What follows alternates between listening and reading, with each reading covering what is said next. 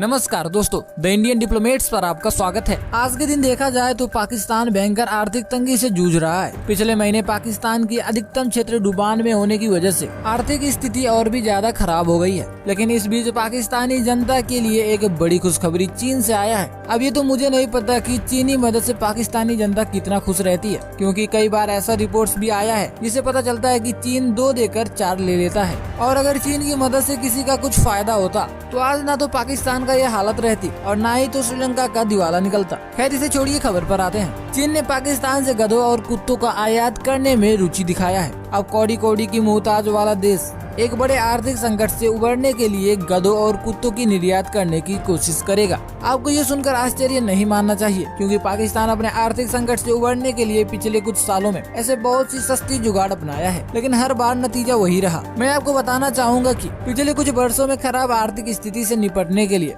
पाकिस्तान ने क्या क्या कोशिश किए हैं। भारत पाकिस्तान के बंटवारे के बाद सबसे पहले पाकिस्तान ने भारत से दुश्मनी मोल लिया, चीन से मित्रता किया और यही पाकिस्तान की सबसे बड़ी भूल निकली। पाकिस्तान चीन से सीमा मतभेद सुलझाने के लिए और चीन से अधिक आर्थिक सहायता प्राप्त करने के लिए 1963 में सक्सगम घाटी, जो कि कश्मीर का हिस्सा था, उसे चीन को सौंप दिया है। भारी से भारी आर्थिक और राजनैतिक लाभ के लिए पाकिस्तान का ये पहला कदम था। अप्रैल 2015 में इस्लामाबाद की यात्रा के दौरान चीनी राष्ट्रपति शी जिनपिंग और पाकिस्तानी प्रधानमंत्री नवाज शरीफ ने $46 बिलियन के चाइना पाकिस्तान इकोनॉमिक कॉरिडोर यानी कि CPEC, belt and road initiative यानी कि BRI की प्रमुख परियोजना को अनावरण किए थे। आर्थिक विकास के लिए पाकिस्तान का ये दूसरा कदम था। पाकिस्तानी प्रधानमंत्री नवाज शरीफ ने सीपैक को गेम चेंजर कहते हुए इसकी वजह से पाकिस्तान के इंफ्रास्ट्रक्चर में सुधार लाने की उम्मीद लगाए थे। सीपैक पाकिस्तान में बिजली गुल होने की समस्या को खत्म करने से लेकर हजारों नौकरियों का सृजना करने और आर्थिक विकास होने की भरोसा जताए थे।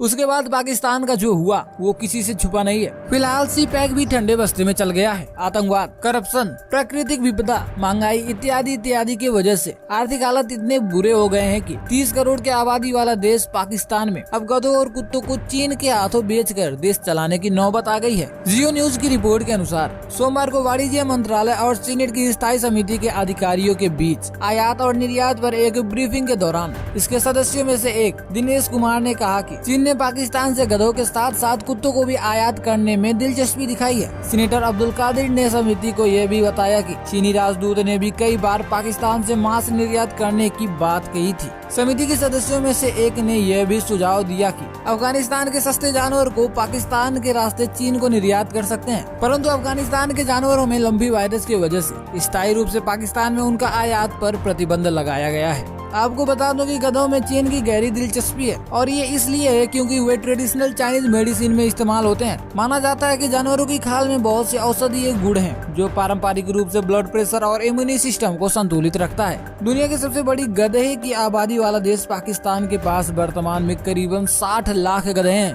पाकिस्तान पहले भी गधे और अन्य जानवरों को चीन को निर्यात कर चुका है। अब पाकिस्तान को इस व्यापार से कितना लाभ मिलेगा ये तो समय बताएगा। बाकी आपको क्या लगता है, पाकिस्तान कभी इस व्यापार से आर्थिक वृद्धि कर पाएगा? अपना राय हमें कमेंट में बताइए। बाकी ऐसे ही अपडेटेड रहने के लिए द इंडियन डिप्लोमेट्स को सब्सक्राइब कर बेल नोटिफिकेशन को ऑल पे सेट कर लीजिए। मिलते हैं अगले वीडियो में।